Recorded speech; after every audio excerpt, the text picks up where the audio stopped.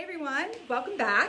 I'm Sarah Beth Withers. I'm the president and principal attorney at Interbanks Legal Services, and I'm here today to talk about the Paycheck Protection Program under the CARES Act. It's a lifeline for small businesses and those employers who are not able to make payroll right now.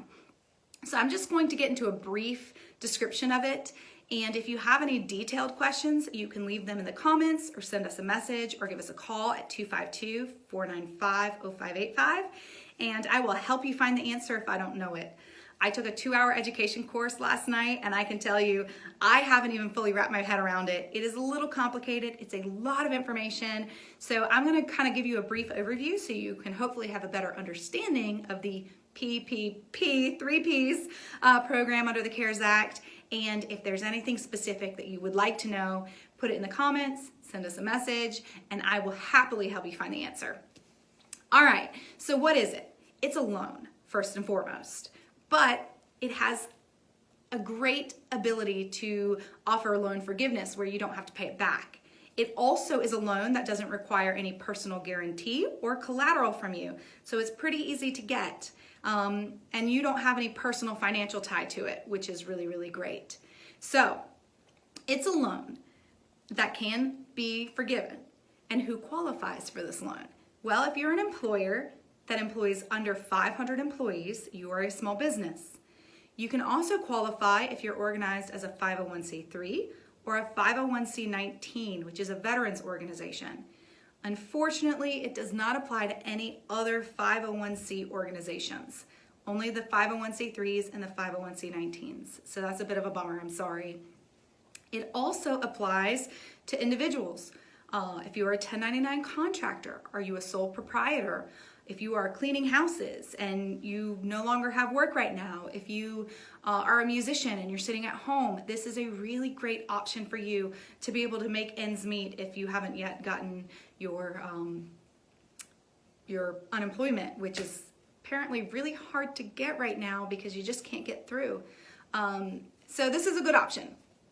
So again, who qualifies are the employers of under 500 people, 501c3s and 501c19s, and individuals and sole proprietors, 1099 contractors. All right, so once you know that, how do you calculate the amount of the loan? Everyone keeps hearing this 2.5 and they have no idea what it means. So the amount of the loan that you will qualify for is your payroll expenses averaged out over the last 12 months. What are those payroll expenses? Well, they're going to include, with some limitations, so there are some limitations, but in general, it's going to include all your wages and your salaries that you paid out in the last 12 months, along with any business payroll expenses. So that the business Medicare, the business Social Security, the business portion of the taxes, and any employer liabilities on those wages and salaries. It does not include the individual's federal and state taxes. But, all right, so the wages and the salaries for the last 12 months, plus those taxes that the business incurred on those, plus any 1099 contractors that you paid in those 12 months, and any benefits. So you're gonna add on top of that any 401k matches, any health care that you paid out, any vacation or sick that you've paid out. You're going to add all that up for the 12 months. Hopefully you have a ledger and you can just run that ledger report, but for 12 months. And then you're going to divide that number by 12 for your monthly average. And then you're going to times that by 2.5 to get your number. It's a little complicated, but when you actually look at the numbers, it's a lot easier than it looks, promise. All right, so that's the amount of the loan.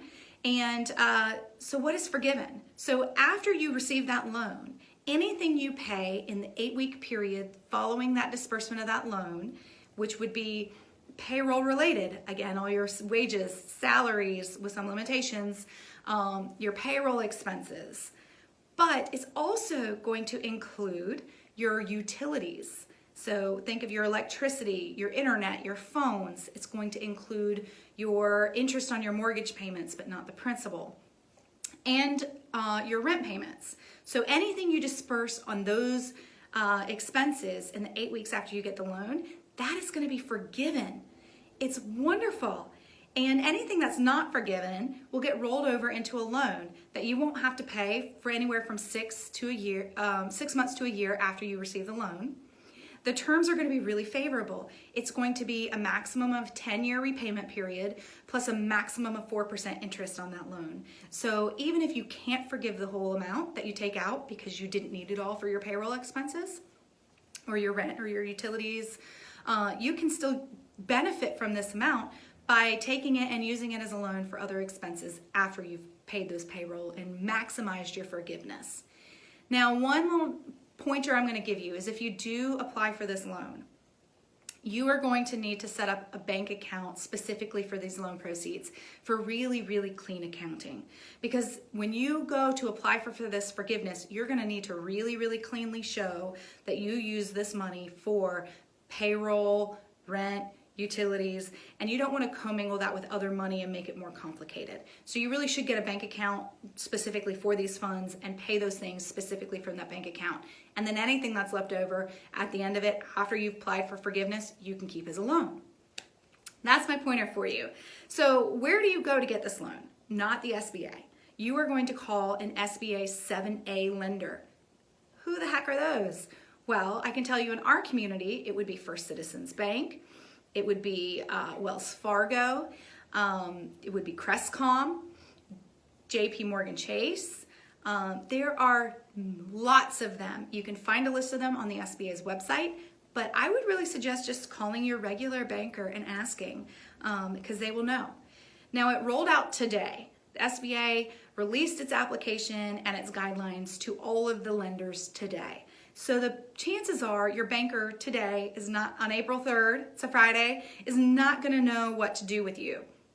So you really should probably wait till Monday, but go ahead and start getting the documents together. You're going to need your articles of incorporation if you're a business. You're going to need your EIN, your bylaws if you're incorporated. If you're a sole proprietor, that's not going to apply.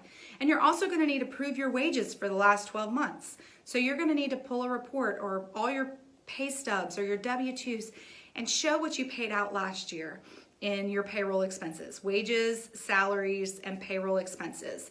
You don't need to worry about proving your utilities and your mortgage and your rent because those aren't used for calculating the loan, but those expenses will be used in calculating the amount forgiven.